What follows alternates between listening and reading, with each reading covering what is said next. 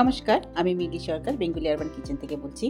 আমার ইউটিউব ফ্যামিলির সকল দর্শক বন্ধুরা কাছে দূরে যেখানে যে আছেন সবাইকে অনেক অনেক প্রীতি ও শুভেচ্ছা জানিয়ে শুরু করছি আজকে আমার রেসিপি।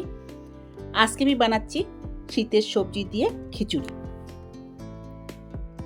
এখন শীতের সময় বাজারে প্রচুর সবজি উঠেছে, সেই সবজি দিয়ে আমি খুব সহজেই ঘরে তৈরি করেছি খিচুড়ি, যেটা আমি সার্ভ করেছি ঘি দিয়ে, বাঁধাকপির তরকারি, বেগুন ভাজা আর পাঁপড় দিয়ে।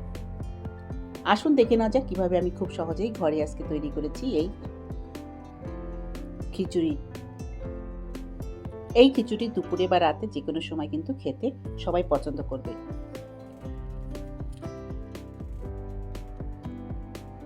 খিচুড়ি তৈরি করার জন্য আজকে আমি এখানে নিয়ে নিয়েছি 5 কাঠি সেদ্ধ চাল, সেটা এখানে 1.5 কাপ মতো চাল আছে, সাথে নিলাম 1 কাপ ডাল, মসুর ডাল।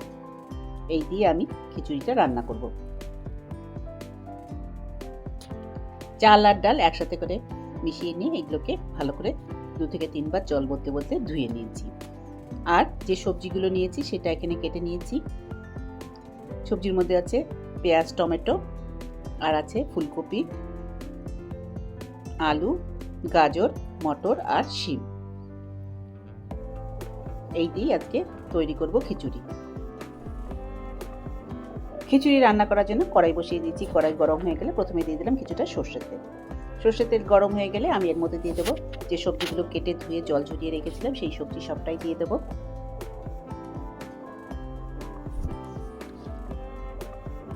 সবজিগুলো দেওয়ার পর দিয়ে দিয়েছি সামান্য একটু নুন আর হলুদ গুঁড়ো দিয়ে সবজিগুলোকে ভেজে প্রথমে তুলে নিচ্ছি। সবজিগুলো সব ভাজা হয়ে গেছে সুন্দর, দেখুন সবগুলো সবজি তুলে নিচ্ছি।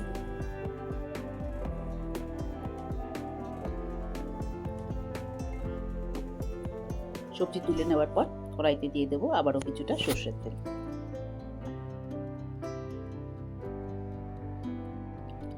সবজি ভেজে তুলে নেওয়ার পর এবার কড়াইতে দিয়ে দিচ্ছি আবারও কিছুটা সর্ষের তেল। 3 চামচ মতো সর্ষের তেল দিয়েছি।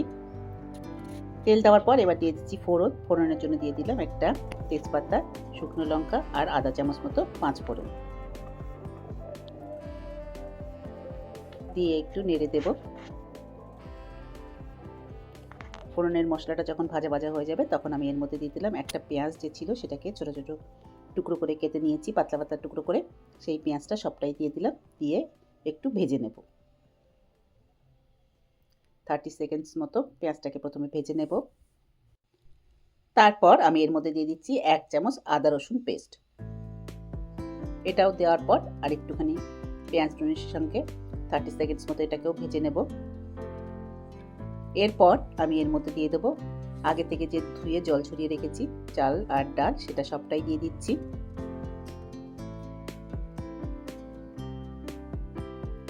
চাল ডাল সব দিয়ে দেওয়ার পর এবার খুব ভালো করে নেড়ে দেব।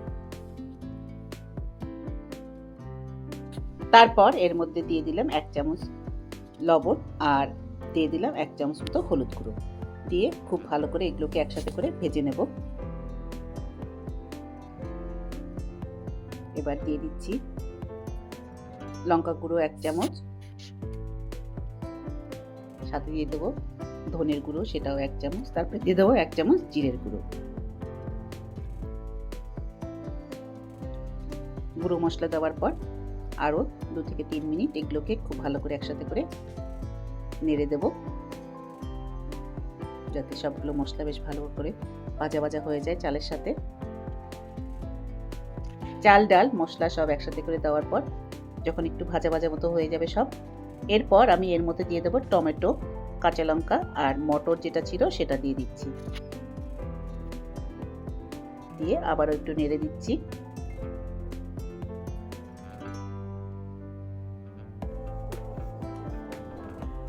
এরপর আমি এর মধ্যে দিয়ে দেবো জল। এখানে বড় বাটির 1 বাটি জল আমি দিয়ে দিচ্ছি। আশা করি ওতেই চাল আর ডাল সেদ্ধ হয়ে যাবে।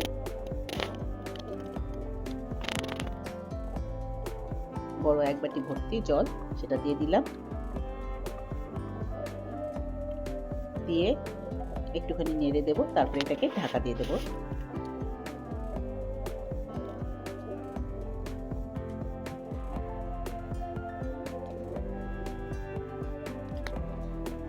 ভালো করে নেড়ে দিচ্ছি। এরপর ঢাকা দিয়ে দেবো।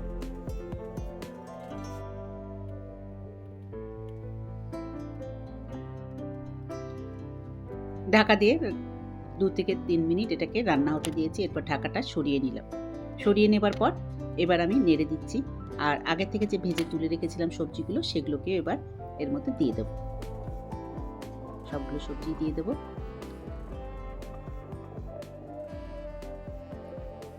সবজি দিয়ে দেওয়ার পর আবারও একটু নেড়ে দিচ্ছি। তারপর আবারও ঢাকা দিয়ে দেবো আর আঁচটাকে কম করে দেবো, যাতে চাল ডাল সবজি সব ভালোভাবে সেদ্ধ হয়ে যায়।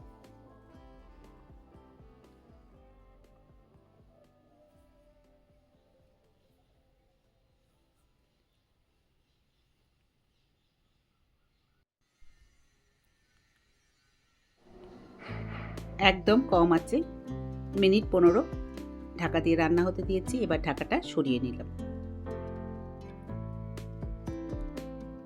এবার দেখে নিচ্ছি, ভালো করে নেড়ে দিচ্ছি। মনে হচ্ছে চাল প্রায় সেদ্ধ হয়ে গেছে, তাও একটু দেখে নিচ্ছি। চাল ডাল দুটোই সেদ্ধ হয়ে গেছে আর খিচুড়িও প্রায় তৈরি। এবার আমি এর উপর ছড়িয়ে দেবো কিছুটা ধনেপাতা কুচি।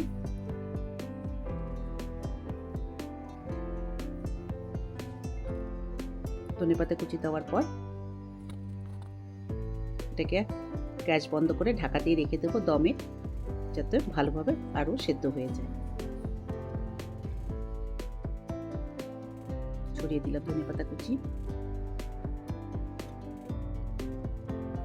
8 থেকে 10 মিনিট দমে বসিয়ে রেখেছিলাম। এরপর ঢাকাটা সরিয়ে নিলাম আর দেখুন তৈরি হয়েছে গরম গরম খিচুড়ি।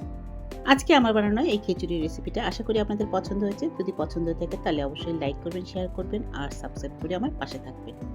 আবার দেখা হবে নেক্সট ভিডিওতে অন্য কোনো রেসিপি নিয়ে। ভালো থাকবেন। Thank you.